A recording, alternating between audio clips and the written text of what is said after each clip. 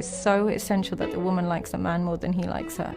Essential. And the reason I say that is when a woman likes a man more, because divorce is in her hands a bit more, men are relatively placid when it comes to relationships. They are relatively okay with monotony. Women are not like that. If they don't feel love, they don't feel consistency, they don't feel excitement, whatever, their emotions take over their judgment. So when a woman loves a man more than he loves her, I'm not saying that's ideal, but the relationship lasts a lot longer because she's willing to fight through the rough times. But when a man likes a woman more than she likes him, he becomes emasculated. He loses his masculinity to please her. He becomes a people pleaser. He'll bend over backwards. And in his desperate attempt to keep her, he loses the attraction even more so. But also keep her safe in that. It's a much better arrangement. Don't treat her badly. Don't take advantage of the fact that she likes you more. I'm not saying like be that guy that just has a woman and treats her badly. All right. I made a video a while back talking about why nice guys finish last. And right now, it's the most viewed video on my channel. And that's the video I didn't even put as much effort into. So it's kind of saying something. But anyways, I got a lot of hate comments off of that video. And it was mostly from the channel I was reacting to. It was like this channel that had this outlook on life that the only way you can attract a female is if you're a good looking, tall, 6 foot, and you're famous and you got this and you got all these external things to make you qualified for a mate or whatever, right? So I was like, I saw that video. I said, I disagree.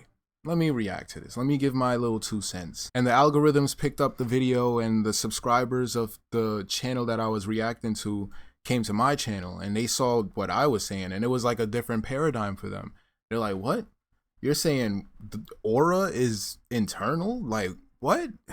Man, this guy is chatting. This guy is out of here. Here's one of the comments that I was talking about. This guy says, Duke won them over because he's tall and handsome and isn't doing much, and him not doing much is a result of years of positive reinforcement for being handsome.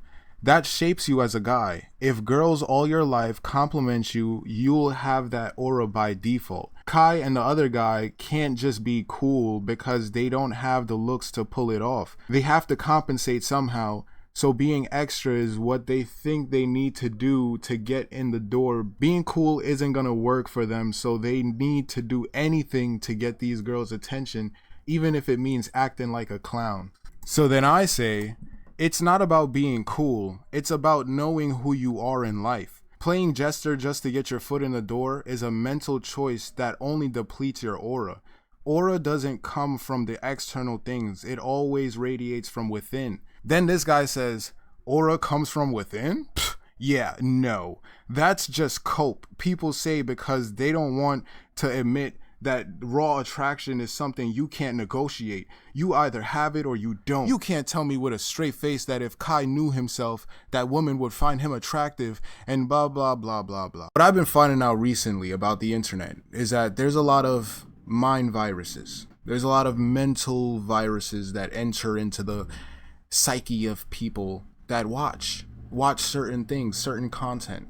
And so they get sucked into this whole world of believing in this limited identity, this limited way of viewing life.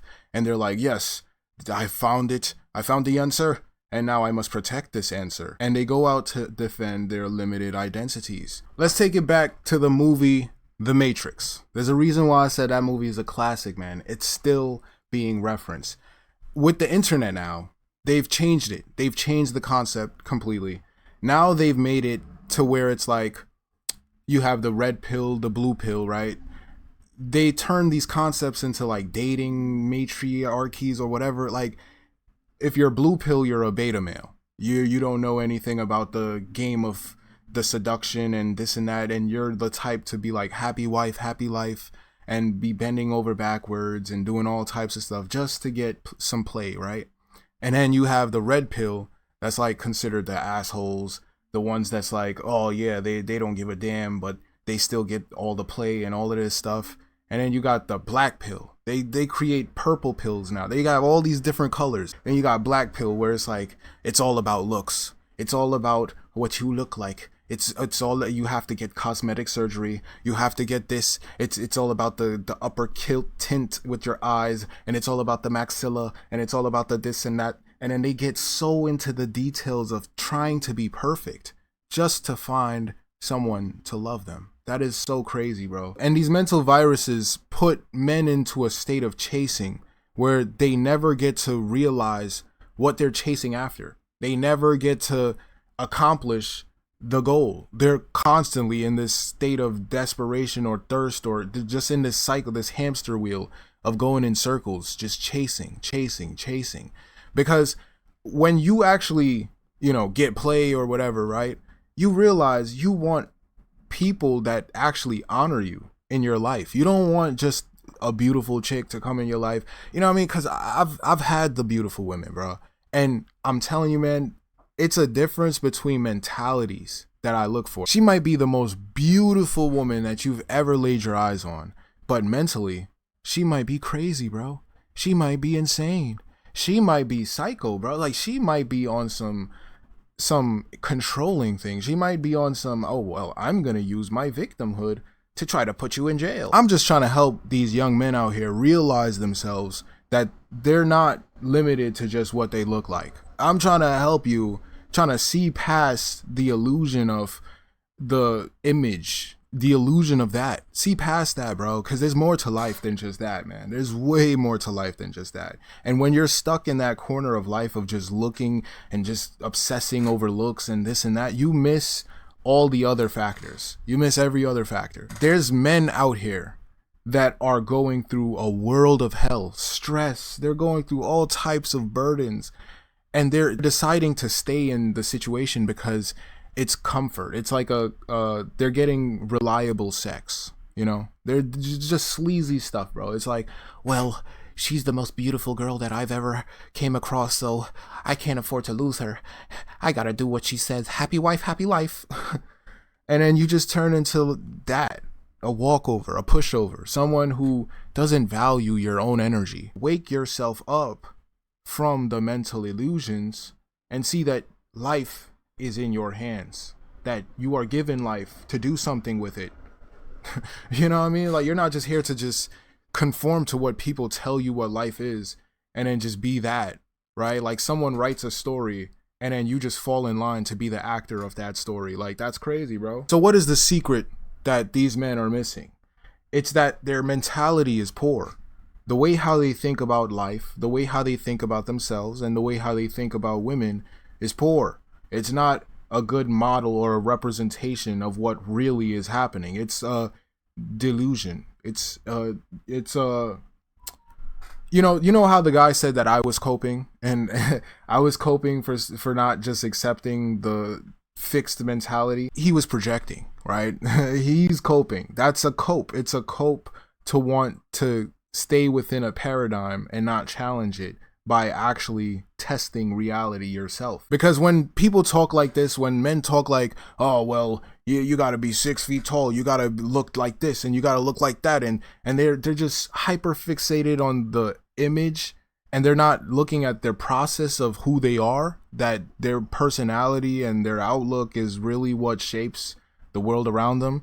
When they do that, they become extremists, okay? And these extremists are known as incels, involuntary celibates, people who think that they don't have a chance because they are not qualified. They don't fit the qualifications that they've set up in their own minds. Now, let me show you an example as to what happens when these extreme views goes unchecked. Hey, Elliot Roger here. I'm sitting in my car, another entry in my collection of vlogs. Today, I want to talk about the kind of men that girls are attracted to.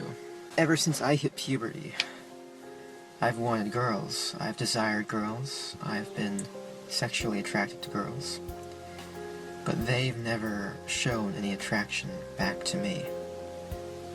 And during that time, I've tried to question why. Why aren't they attracted to me? Even though during the last 2 years I've tried really hard to appear as attractive as possible and to be as attractive as possible. And I've often made theories of the kind of guys that girls really are attracted to. I've concluded that females have a very flawed and perverted form of sexual attraction. All of the beautiful girls go for the big, obnoxious, boisterous, beefy jock types. Tomorrow is the day of retribution. The day in which I will have my revenge against humanity, against all of you. You will all be animals. You are animals, and I will slaughter you like animals. I hate all of you sexually active men. I hate you. I hate all of you. If I had it in my power, I would stop at nothing to reduce every single one of you to mountains of skulls and rivers of blood. This guy went on to fatally stab 3 of his friends, went on a shooting spree, took out 5 more people, and then took himself out. This is the type of mentality when you're fixated on things that don't matter. See, the ahamkara, right? Let's bring it back to Hindu knowledge and Gnosticism and stuff like that. The ahamkara is one's identification with impermanence, where you place your identity in something that is of the times. So when I was in elementary school, I was identified with being an elementary student, right?